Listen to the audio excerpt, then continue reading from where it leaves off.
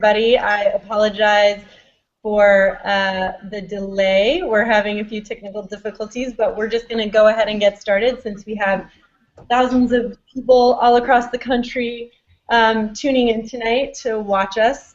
Welcome to the Inequality for All Google Hangout.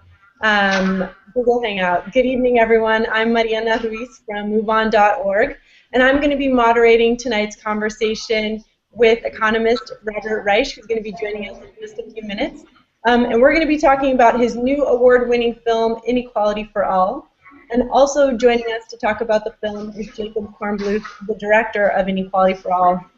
And to round out our conversation this evening and talk about organizing for economic justice on the ground, we have Devonte Yates and Marielle Crowley from Reich and Milwaukee.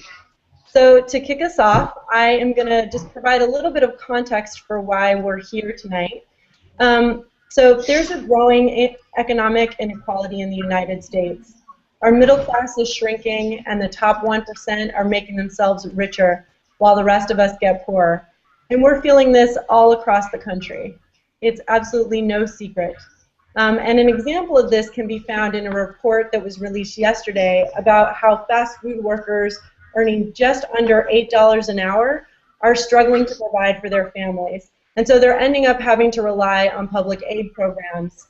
And what happens is that we, the taxpayers, are essentially subsidizing big corporations like McDonald's, enabling them to exploit workers as they turn around and sack away more and more money. So on tonight's hangout and conversation, we're going to dig more into the causes of income inequality. And we're going to find out what workers and people all across the U.S. are doing to bring about fairness in our economy. So before we get started, I know that we have lots of folks that are watching all across the country. And if you want to ask questions of the panelists tonight via Twitter, you can do that using hashtags Inequality for All and Reich Hangout. So we're going to get started now. Robert's going to be joining us in just a minute. But I want to welcome Jacob, Devonte, and Marielle. And just before we get started, I just want to say congratulations to Jacob and Robert when he joins us on your documentary Special Jury Award for Achievement in Filmmaking from Sundance. That's quite an amazing accomplishment. Thank you. So I just want to take a couple minutes right now to just hear a few remarks from our panelists. So Jacob, do you want to kick us off? Sure. Well, I should say that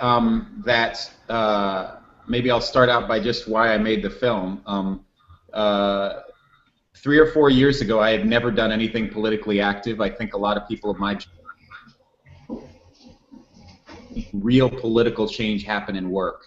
And it was hard for me to find the motivation to get going, to actually figure out how to engage in the debate. But what happened was, after the economy crashed in 2008, 2009, I had it. And I thought, I'm a filmmaker. I need to pick up a camera and do something about this problem. I think it's the biggest problem of our times, this growing income inequality. And I can tell a story about it as a filmmaker. That's what I can do. So I did what I could do to do something about the problem, and I think everybody can do something about the problem. Like I said, I had never had any experience making a documentary before. I was a filmmaker of fiction films, but I'd never made a documentary, but I thought, I need to make a documentary about this now. So that's why I felt so inspired to make this, and now it's expanding this week to over 100 screens. It started out on 25 screens about 4 weeks ago. It's expanded to 100, and I think hopefully it's starting the kind of conversation about how to fix the economy that I think our nation really needs. Great, thank you. And then I want to turn it over to Devonte and Marielle, if you can tell us a little bit about why you're organizing and yeah, just share with us why you're here. Well, my name is Devonte Yates. I work at McDonald's, and the reason why we're organizing is because fast food and retail are one of the fastest moving jobs in the country right now. And with these fast food and retail jobs, making minimum wage here in Milwaukee, it's $7.25. And $7.25, you obviously won't be able to have a basic living off of that. So for me, to be able to go out and organize and go to different stores and gather workers and, let them know what's going on about the economy and letting them know that, we work hard. We're underpaid and underappreciated. We're the workers that make these companies thrive. Without us, these companies wouldn't be able to prosper as much as they do. These CEOs wouldn't be able to take in as much money as they're taking in because we're the ones that's on the front lines for them. They don't go through what we go through on a day-to-day basis. So we feel that, you can at least appreciate us more by paying us more because you can very well afford it.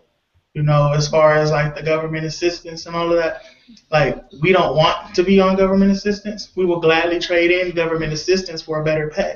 But because we're making $725 and because we do have bills and we do have families that we need to take care of, we are forced to rely on government assistance in order to get by. Food stamps, for example, people need them because they can't afford to eat. It's either, take that $200 check and pay your light bill and not eat for a month, or eat for a month but sit in the dark. And that's choices that we shouldn't have to make because we work so hard. I'm Marielle, Crowley. I work at McDonald's as well. And for the same reasons I'm here, I think Devonte feels the same way I do. It's time for a change. Like, a lot of people feel like we don't know what we're doing, or you're like just some kids looking to get more money to just do whatever and spending on clothes and shoes. And it's really not. Like, we're hardworking people. We have bills. Some of us have kids to take care of. We want to go to college and support ourselves. We can't do that making $7.25, the basic minimum wage. Like you're giving us the minimum and telling us that that's all we're worth when we're bringing in billion-dollar profits. So we're obviously worth something more if we're working for you and you can take advantage of us. So I'm here because I feel like there's time for a change and we deserve more, so we're working to get more. I'd like to hear a little bit about how you started organizing your campaign, and if you could just tell us a little bit about the campaign that you're working on. Well, basically, we had a set of organizers that's the MWOC where we are stationed at, Milwaukee Workers Organizing Committee, and basically they came into the shops and they talked to us and they got our stories and they told us that we could actually stand up and do something for ourselves rather than stay where we are and let the companies throw these nickels at our feet, these pennies at our feet. So they gave us our voice and they gave us the tool to voice that opinion. And now it's not only us, it's people all over the country going on strike and just doing what they believe in and standing up and saying that we're worth more. Yeah.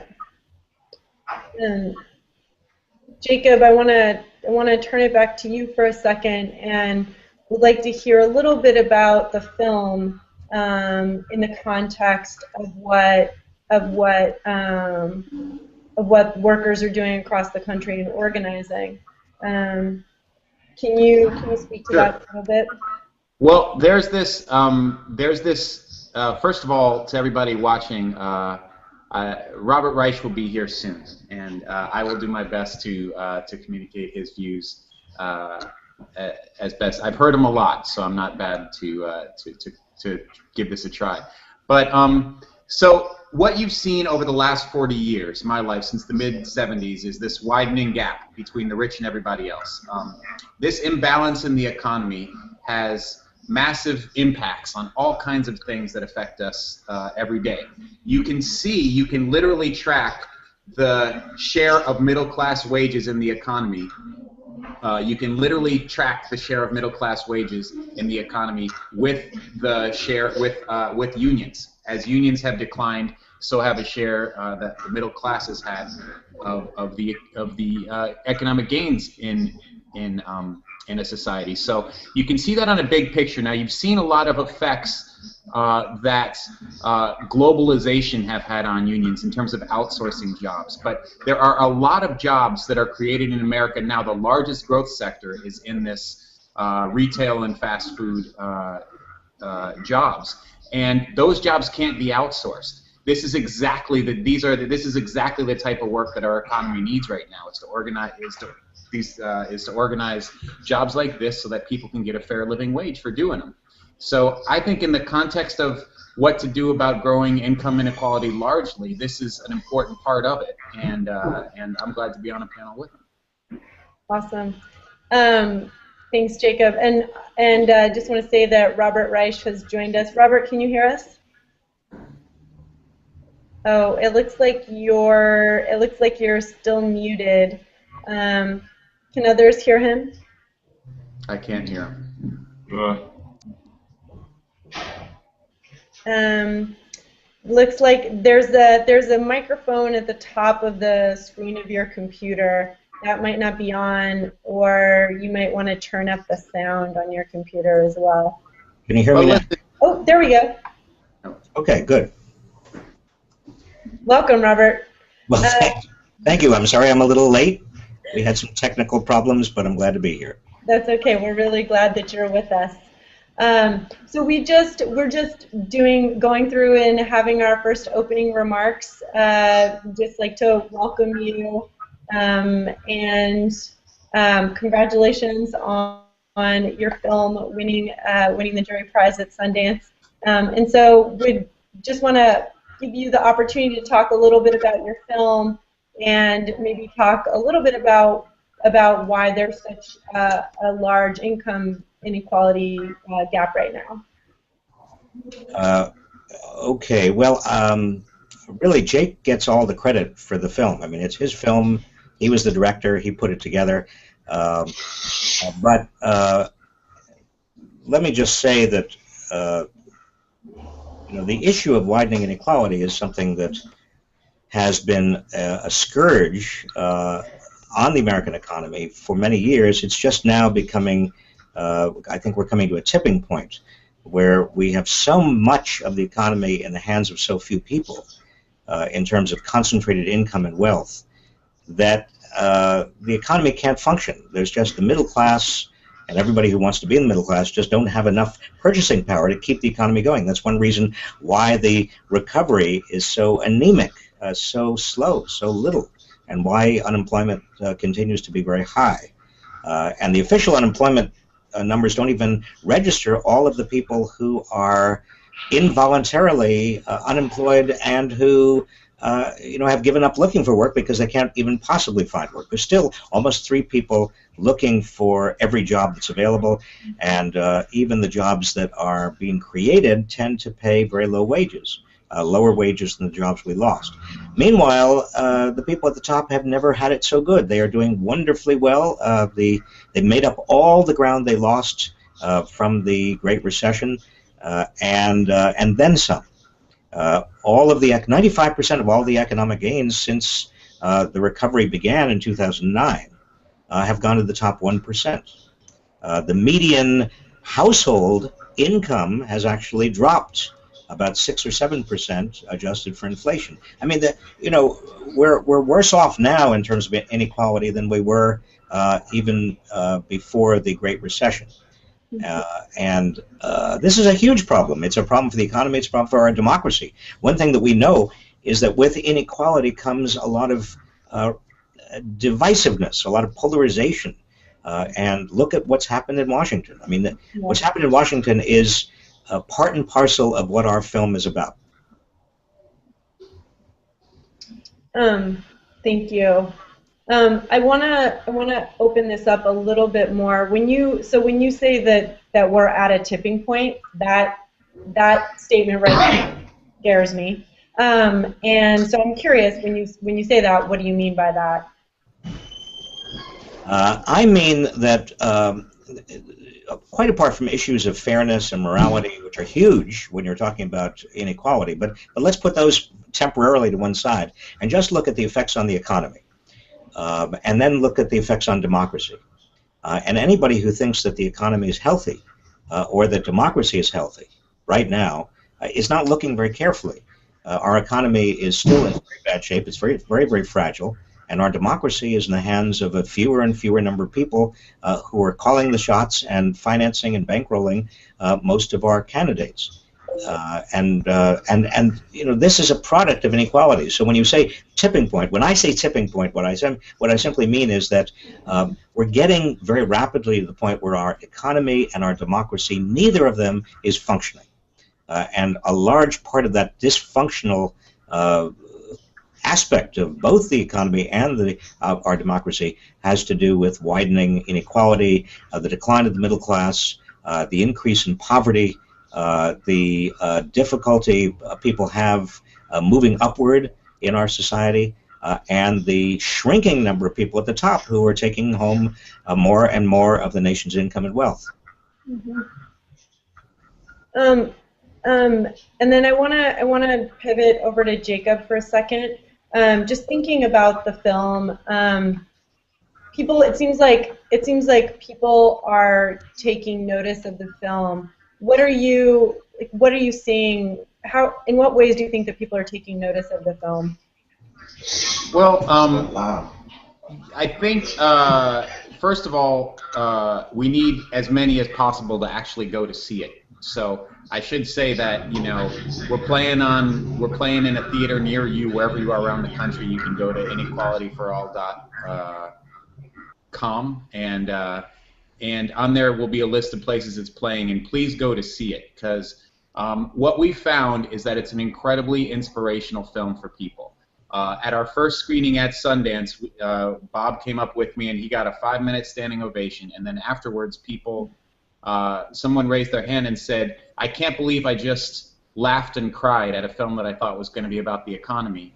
I'm a little bit embarrassed. Did anybody else have that experience?" And we saw these hands sort of sheepishly go up around the theater. So I think it's a film that I think speaks to like I say, to me, the most important issue of our times. But I think it's also I've been hearing that it's sort of an emotional journey. You can experience it like a film, and for that reason, it has a chance to reach people who don't ordinarily go to see films like this. There's a chance that if we can get the people who are on this call to bring a friend or somebody who does not normally, get excited about seeing a film about the economy, if we can get you to bring somebody who wouldn't ordinarily go to see this, that would be amazing. And that's what we're kind of after. We have right now a student ticket giveaway. So if you're a student, you can go see the film, because often they don't go to see documentaries, and they're exactly who should be seeing this film, because they're inheriting this problem of widening income inequality that the film addresses. And I think for a lot of people, like my wife, who's a school teacher and who doesn't usually like economics and politics, she loves this movie. And I think not just because her husband made it, but because she thinks for the first time that she gets it, that she understands the problem. And I think for a lot of people, that's what we've been hearing. That even if they thought they knew something about widening income inequality, now they understand why it's a real problem. So that's been an amazing experience, and it all comes from the experience of seeing it in a film with other people, which is pretty transformative and wonderful. At least it has been for me. Thank you. And then I want to go back to Devonte and Marielle. So hearing some of this, I mean, you guys are doing a lot to try to fight against income inequality. Organizing is really important. Can you talk a little bit about what you guys hope to achieve through your organizing efforts? Just get this union form for the fast food and retail workers. That's something that has never been done or achieved before. Like, when is the last time you've seen the country come together to form something that, in my opinion and in everybody's opinion, positive? Because not only will it improve the working field for the fast food and retail workers, it's something that won't just affect us, but future generations to come. And like I said earlier, these jobs aren't bad jobs. The people that work these jobs are good at what they do. Otherwise they wouldn't be there as long as they're there. So through our organizing efforts, we just hope to achieve a living wage, and to just be treated fairly and to be appreciated by these companies. Mm-hmm. And can you say a little bit about Can you say a little bit about what's happening across the country? Because maybe folks that are tuning in right now have no idea about all the organizing and the strike that you guys had earlier this year. So can you talk a little bit about your campaign and what you guys have been doing to try to fight the corporation? Well, over the course of the last few months, we started off our first strike. It was only about, what, nine states? It was 9 states. Our second strike, we had about 30 states. And our last strike, we had 72 cities that actually went out on strike with us as we protested and striked and walked off our jobs just to let these people know, like, we're sick and tired of working for these poverty wages, not being treated fairly on the job, you know, not being able to progress like we should be able to progress after being so dependable and so reliable for such a long time with these companies and not being able to move forward. And basically we've just been organizing and growing because that's our main, I mean, that's like the ideal subject, just to grow and come together, to be able to build a union and then be able to get our voice out and actually show and tell people, because a lot of people really don't know the struggles that, you know, that we have. Like, a lot of people don't know. A lot of people don't even understand. Like, we go through things that people wouldn't even imagine on the job. So it's like, just to be out and get our voices heard and people hear us and see us and we're out there and we're in people's spaces and we're letting people know that you just can't survive anymore like this. And can you say a little bit about how your organizing efforts have been received by the boss? Some bosses have been very cooperative. By the companies that you're organizing against? Some have been cooperative as far as like the striking laws and everything, and not, you know, some are supportive of it, but because of their position, they have to kind of keep quiet about it. And then there are some who do push back and, you know, retaliate against the workers and different things to try to get them to stop doing what they're doing. But in the end, when you have numbers behind you, when you have support behind you, with strong support, you know, it doesn't matter what the boss does, you're still going to stand up and fight for what you believe in, because at the end of the day, nobody can break what you believe in, no matter who it is. And the thing with these strikes are, they're not like those week-long, month-long strikes. They're one-day strikes to say, hey, without us, this business won't run. We've had stores that couldn't open because all of their workers didn't show up to work. So it was like, hey, you know, without us, this store's not going to run. Who's going to run it? You can't run it by yourself. So we do these one-day strikes and return to work the next day to show them, like, you know, yes, we're sick and tired, but yes, these are jobs and we're going to work them, and we're going to work them to the best of our ability so that, you know, when it is time to get what we deserve, you won't be able to say, well, oh, they're lazy or they don't work to their best of abilities, because we do work to the best of our ability. So there shouldn't be any reason why we can't get what we deserve. That's great. Thanks.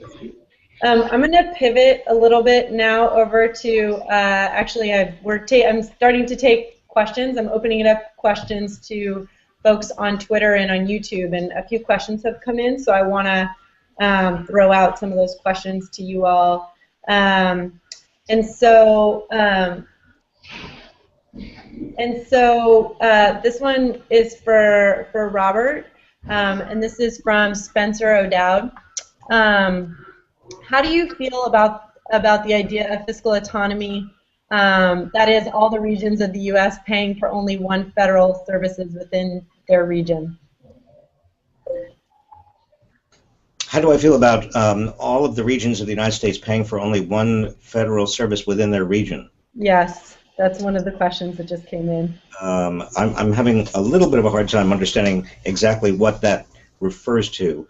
I mean, right now we have a federal system in which states like California, New York, Massachusetts pay in much more than they're getting back from the federal government, and states like Mississippi, Alabama, Oklahoma get back much more than they're paying in to the federal government in terms of taxpayers.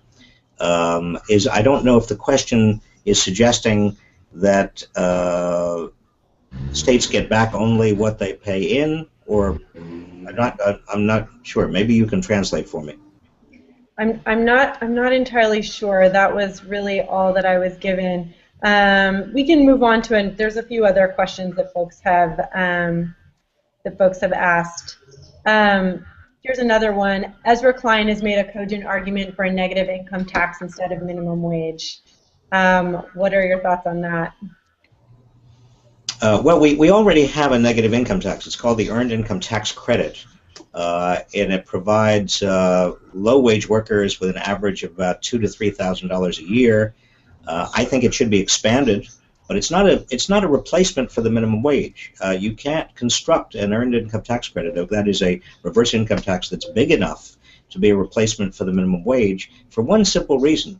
That if it was big enough to be a replacement for the minimum wage, that would mean that with every increase in your wage, that is every time you went up to another kind of promotion, you would get such a demotion in terms of how much you'd lose from that negative income tax that you'd have no incentive to get a promotion.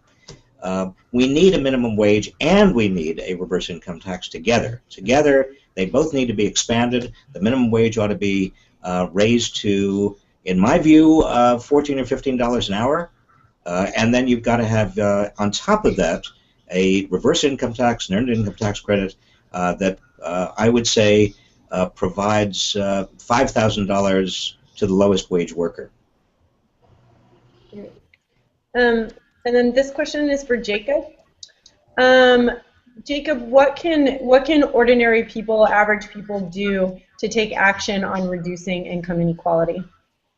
Well, it's a good question, and I started by talking about myself and as an example of somebody who wasn't in any kind of special position to do something about this, but decided it was so important that I had to do something anyway. So I would say just start by saying that whoever you are and whatever position you're from, start there. If you're a teacher, do something. You can do something. If you're a small business owner, you can do something. If you're a fast food worker, you can do something. And if you're a filmmaker, you can do something too. So you can start from where you are. And we actually did a lot of thinking about this and putting together a website at inequalityforall.com. So you can actually go there and start from a couple of different starting points to figure out some actions you can take. One of them is by who you are. The other is by your geography, like where do you live? What area are you starting from? So if you live in a given town and there are certain issues you can plug into that matter to you locally, you can start there. And then a third way is by issue. Some people just care passionately about a given issue. For this big issue of widening income inequality is sort of tied together with 6 sort of pillars of activism, if you will. One of them is education. The other is tax reform. The third is Wall Street reform.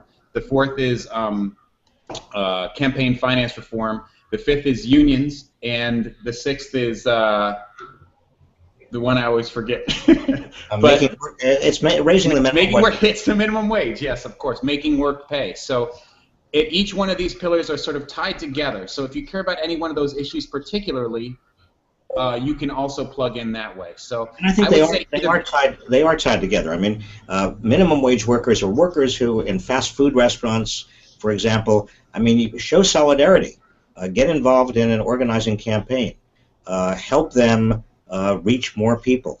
Help Walmart workers again raise their pay. I mean, Walmart is the largest employer in the United States, and yet the typical Walmart worker is earning $8.80 an hour. If you include part-time workers, and many of them are part-time workers, $8.80 an hour is the Walmart, the largest employer in the United States, a profitable company. You would think that would have more degree of social responsibility than to pay its workers wages that are so low that the rest of us have to subsidize in the form of all sorts of food stamps and everything else that people need because Walmart is not paying them adequate wages. Same thing with fast food workers, McDonald's and other companies. So yeah, so I think that the interesting, it's all these things. It's sort of figuring out the issue that you're plugging into, and then sort of understanding how it affects the bigger issue, how these things are interconnected, how they tie together, how the fight for a minimum, for a decent living wage at fast food restaurant in Milwaukee is tied to this problem that's going on in the country generally. So support these guys and sort of understand how it ties into this bigger, this bigger struggle. So I'm curious a little bit. One of the questions that that just came in was about history. So trying to understand this in the context of history. Is this something that's happened before? And if it is, what have people done in the past to fight against it? It's happened at least 2 times before in American history. One is in the late 19th century, the 1880s, 1890s. And what we did as Americans, we came together, we broke up the biggest trusts, the big monopolies, the oil companies. We established a progressive income tax that would hit the wealthy with a larger, higher rate than average working people. We invested substantially in education and in infrastructure. We made sure that that equal opportunity was reality. That was between 1901 and 1916. And then in the 1930s, what did we do? We required employers to bargain in good faith with employees, supporting the formation of labor unions. We had social insurance, social security, workers' compensation, minimum wage, 40-hour work week with time and a half for overtime. All of these things we now take for granted, but they were the products of changing the rules in the 1930s to make sure the economy was working for everybody. Again, in the 1960s, civil rights and voting rights. We expanded opportunity again. Medicare. We reduced poverty among the elderly, which was a real scourge by the 1960s. In the 1990s, I wish we had done more, but I'm proud that as a member of the Clinton administration, we invested even more in education and job training, a Family and Medical Leave Act. You know, there are a lot of things that can be done, and we have done them before in history. And the optimistic note, and the thing that I want people to understand, is that this country has got to a similar place before in terms of inequality. And every time we have citizens start organizing and mobilizing and advocating and getting change. There's no reason we should be economic determinists and sit on our hands and say, well, nothing can change, or politics is rotten. No, if you take that attitude, nothing is going to change. If you take the attitude that we can make substantial changes, we can organize, we can mobilize ourselves, then there is a real prospect to do what we have done before, and that is rescue capitalism from its own excesses. We just got another question in, and this one's for you, Robert. Is there a chance for a national union? Well, I think there is a chance that we can expand unionization, but let's be clear what's happened. You know, in the 1950s, 35%, that's more than a third of all workers, belonged to a union. That gave workers a huge amount of bargaining power. That was not a national union, but it was an amalgamation of unions. The AFL-CIO formed essentially a confederation of unions. But now, in the private sector, fewer than 7% of Americans are unionized. And as Jake was saying before, the decline of the middle class, if you plot, as we did in the movie, the decline of the middle class on top of the decline of unionization, it fits perfectly. It is absolutely correlated. And so unions are a big part of the answer. They're not the only part of the answer, but they are a major and important part of the answer. And then going back to Devonte and Marielle, so hearing all this, folks have also been tweeting in, wondering how you guys have been so strong, being able to stand up for your rights. So some of the questions coming in are about, you know, do you face fear? Are you afraid when you're standing up there going on strike? What's your experience been like? Well, for me, there are certain situations where you do get fearful, but if you have enough courage and if you have enough strength and if you truly believe and what you're standing up for is right and you know that it's going to benefit you and others in the long run, you put that fear aside and you let your courage overpower all and just do what you got to do. You stand up. There's nothing wrong with voicing your opinion. There's nothing wrong with standing up for what's right. And the only thing that can come from that is awareness, and other people are going to look at you and listen because you are taking that step and facing fear and standing up for what you believe in and saying what you have to say, saying what you believe in, speaking out against what's wrong. So there are multiple situations. Going out on strike alone is a fearful situation. But when you have people who are going to face that fear with you, when you have supporters who have your back, when you have other workers in your city as well as around the country, you put that fear to the side and you just do what you got to do for you, the people around you, and future generations. And then another question came in for the two of you about what can folks do to support your efforts? Like, people want to know what they can do to support your organizing efforts. Well, if you are a low-wage worker and you believe in what we believe in, go to lowpayisnotokay.org. That is lowpayisnotokay.org. And that's basically where our website is. And it has everything from, the basics of what we're doing, events, if you need a little background history as to how the campaign got started.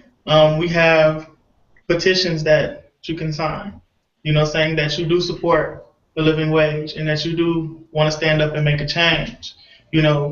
Petitions itself can change something, because if you get a knock on your door and there's thousands of petitions sitting there with people, stating what they believe, stating what they want, thousands of them, you're not going to have a choice but to listen, because you know that there's more of us than there are of them. And when we stand up and when we speak out, there's nothing we can't accomplish. So, if you're a fast food, retail, low-wage worker in general, and, there's strikes going on in your area, I'm sure. There's organizing going on in your area. Just literally go to work and open your eyes, and I'm sure you will see someone trying to organize right next to you. And then, Robert, we have one last question, and then I want to do a go-around of just closing statements. So what happened to part of the trade laws that address treatment of workers? Well, some of our trade laws have labor side agreements, and we do, they tend to be enforced, sometimes not well enforced. I think we ought to have trade agreements that require our trading partners to increase the wages of their workers as the nation becomes richer. For example, suppose we had a rule in all of our trade agreements that the minimum wage in nations that were party to those trade agreements had to be half in that country. I mean, if we had that agreement, that would mean that our minimum wage would be much higher, but also other wages, other minimum wages, even in poor countries, the minimum wages would have to keep up with the overall growth of other economies. That's good for us, it's good for them. That's the kind of rule that we ought to have in all of our trade agreements.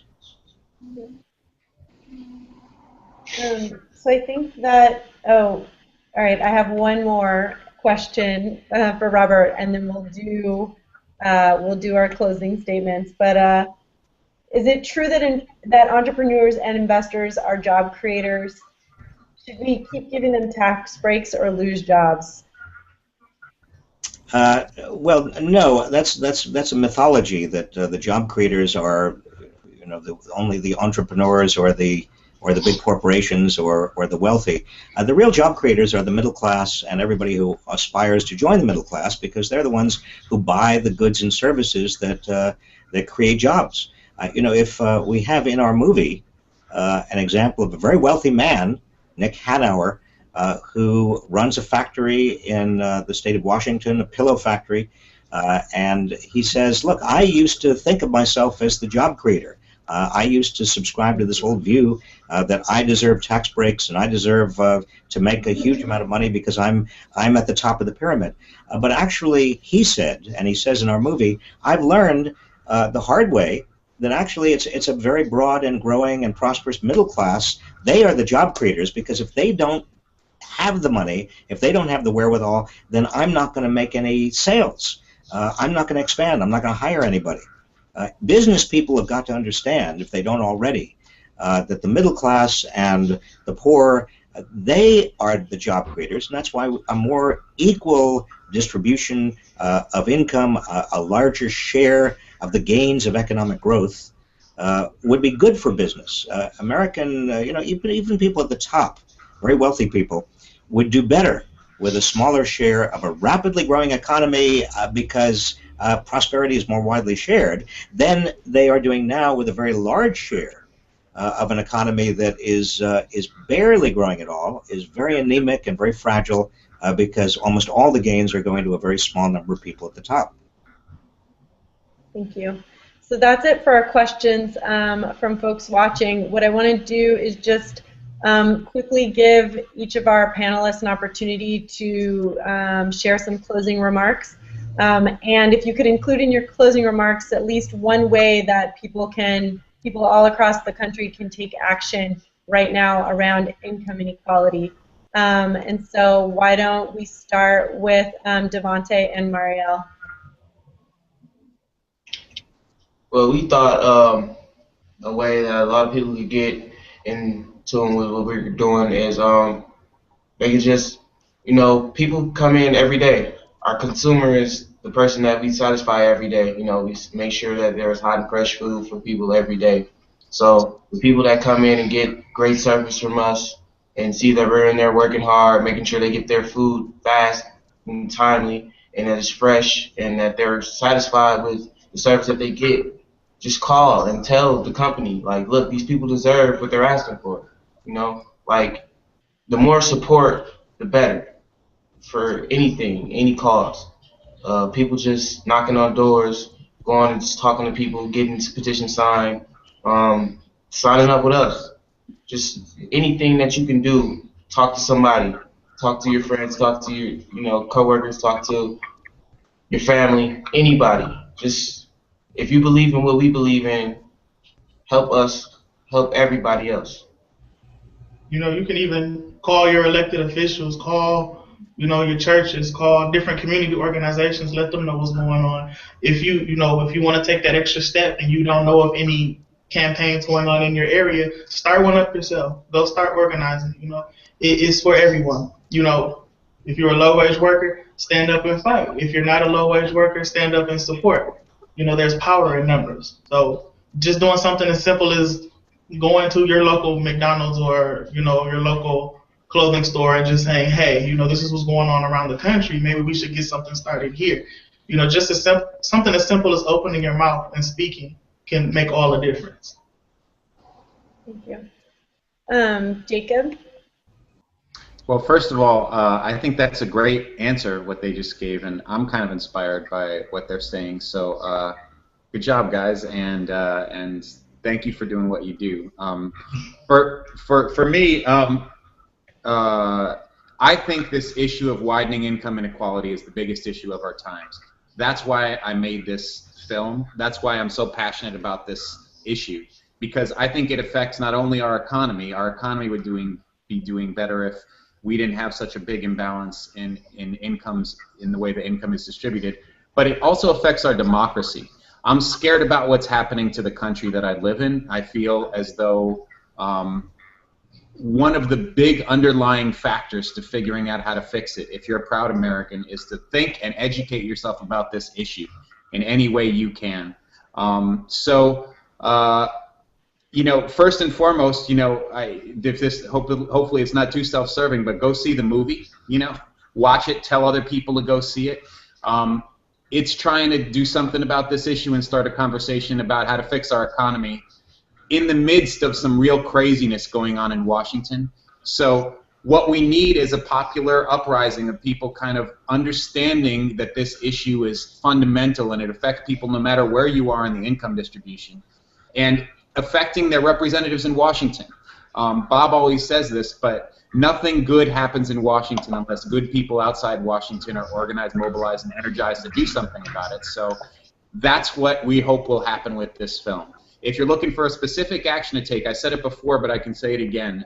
You can do two things. You can go to www.inequalityforall.com and just click on how to take action. And there's a bunch of different ways you can get involved there. Or if you just have, if you just have your phone handy, you can text the word READY, R-E-A-D-Y, to 55155, and we'll give you an action to take just from there. So do one of those two things, check out the movie, and support those guys who are on the panel with us. Awesome. And then, Robert, you want to close us out?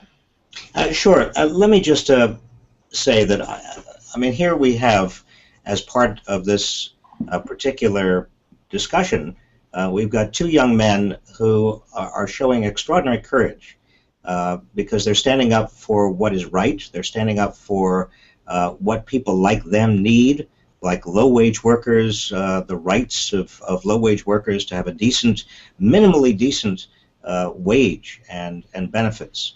And they're doing it with great courage. I think the least the rest of us can do is also stand up for what's right and show courage and get involved in this fight. It's a struggle that's not going to be won immediately. No struggle that is worth the time is going to be won right away. But if you look back on the great struggles of the last century, civil rights, women's rights, gay rights, the struggle to make sure that there was a kind of a broad gauge of and a broad possibility of upward mobility for people. The movement for free speech that started even here at Berkeley almost 50 years ago. These movements, these fundamental changes in the social and power structure of society are not won simply by people casually writing petitions or joining a website. They're won because people devote time, they strategize, they organize, they mobilize, and above all, they avoid cynicism. And let me finally say this. I think cynicism is one of the great plagues of our time, and it's one of the great obstacles to genuine social change.